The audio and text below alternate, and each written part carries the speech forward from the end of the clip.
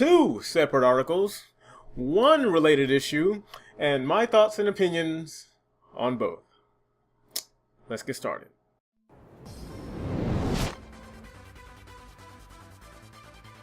So today, my dear viewers, I have for you two different articles. Both happen to coincide with an ongoing issue. Let's start with the first one, shall we?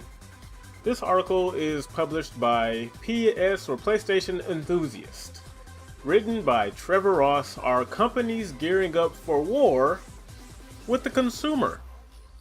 So, what does that mean? Well, of course, naturally, I'll link this article and the other in the description. And I'll give you a bit of a summarized interpretation on what it's about. So basically, this article covers the Spyro controversy and how it is bad for gamers.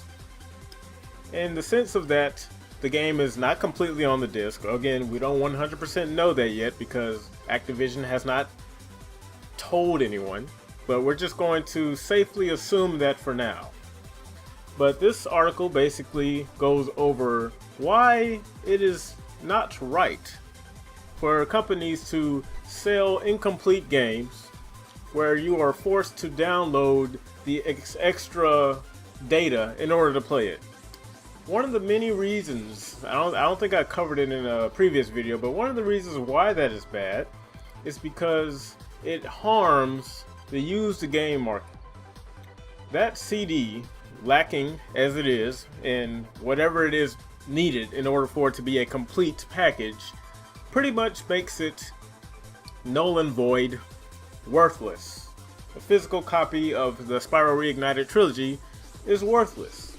I saw on Twitter a while ago, I decided to ask the good folks at Activision, not expecting an answer obviously, but I asked them, well, it wasn't Activision, it was GameStop. They were doing a little ad for their games like, hey, trade in your games, get the same as cash credit policy, whatever, you know, just advertising their options available at their retailers, which is fine. And so I asked the question, I wonder how much I would get if I traded in the Reignited Trilogy, knowing that it is missing much needed data in order to call it a full game.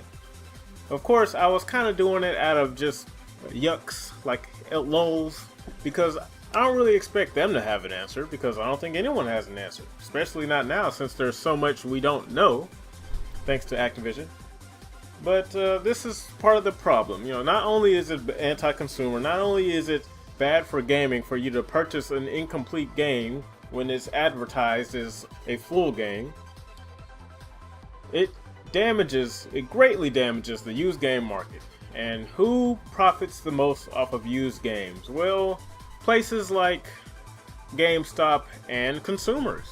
Because when you buy something and you own it, it's yours. Let's say this camera here. I bought this camera's mine. I have the freedom and the ability to sell this camera off to someone else and get some money back for it, right? That's how the used game policy works for now.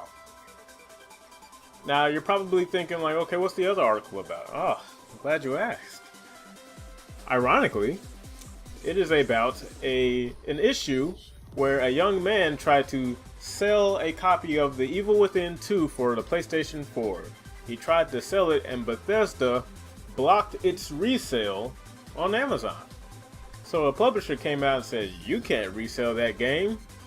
Now the reason as to why is because the guy who purchased the game, I also credit this article, the second article, discussing Bethesda's blocking of resold games, is by Colin Campbell. And it was published on the 11th. And the first one was also published on the 11th, I believe. Yes. So, Colin Campbell. He published this article on Polygon talking about how Bethesda has seemingly halted the resale of one of their products because the user who was selling it on Amazon listed it as new.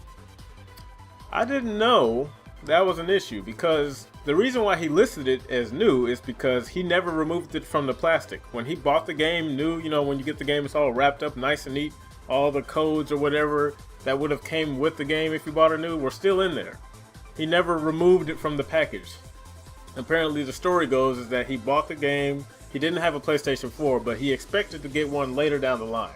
So just like what I would have done, I would have bought a game I'm pretty sure I'm going to have the console for at some point. And I own the game, and I'll just have it sitting over here ready for me, so when the day does come when I get my PlayStation 4 or Xbox One or whatever, the game will already be there and I have something to play. Apparently that wasn't the case for the individual who sold this game. He instead used his money to upgrade his gaming PC. Smart man. And so he figured, well, since I've upgraded my gaming PC, there's really no reason for me to keep this copy of Evil Within 2. So just like any other person with, logic behind them, let me resell it. Because it's not going to do me any good. I have no intention of getting a PlayStation 4 to play it on, and I'm not just going to give it away. It's a brand new game. So let me just put it on Amazon and see if I can get a couple bucks for it. He listed it as new, and apparently that triggered Bethesda. And they were able to block his selling of that game, which was something I didn't know you can do. Now, I'll leave a link to this article also in the description so you can read it for yourself and pretty much get caught up on the whole jargon behind that. But what I want to focus on is the first article involving the Reignited Trilogy and how this method of distribution that Activision has chosen to go with for this game is terrible for consumers, because it pretty much highlights why, or what it is that the publishers are trying to do, going to war with the consumer, because apparently we don't give them enough money. Can you believe that? We don't give these huge publishers enough money to enjoy our hobby. At least that's the impression I get, because let me see, I'm going to look up the net worth of Activision. Alright, here's a Google search, just a quick Google search of the estimated net worth of Activision. The new company was called Activision Blizzard and was headed by Activision's former CEO Robert Kotick. Vivendi? Vivendi was the biggest shareholder in that group. The new company was estimated to be worth a whopping $18.9 billion with a B billion dollars, ahead of Electronic Arts, EA, which was valued at a mere measly $14.1 billion.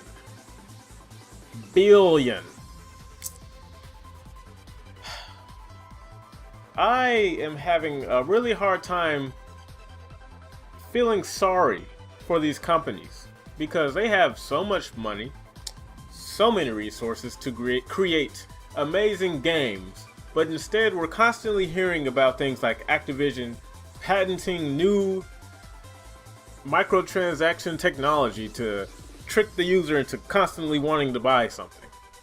I'll leave links to that, and I'll cover that in another video, but that's another thing that needs to be talked about, because instead of putting money and resources and energy and creativity aside to create amazing, great games all the time, we're just stuck with the same shooting game once a year, Call of Duty, that hardly ever evolves. We've had Call of Duty for a long time now, and I can't even tell the difference between the last 4 or 5 versions that came out. Mainly because I'm not really a Call of Duty fan, but with a company or publisher that has $18.9 billion in the bank, you would think we would be seeing a lot more than just Call of Duty. Now, I might be speaking a little bit ahead of myself, but the point I'm trying to make is that the reason why this affects the Reignited Trilogy, you don't understand how bad this looks. A company with this much money is still not satisfied. We're not paying them enough. They're taking aim at the used game market, trying to destroy it and replace it with completely 100% digital, right?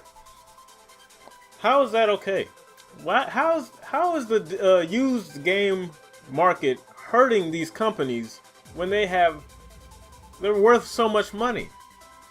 How can measly reselling a game, whether it be to GameStop or Best Buy or my friend, how is that hurting these publishers?